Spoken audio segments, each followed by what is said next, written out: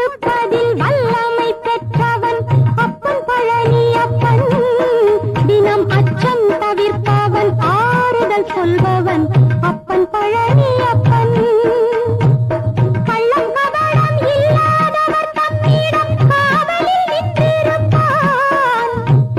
கள்ளம் கபடம் இல்லாதவர் தம்மிடம் காவலில் நின்றிருப்பான்.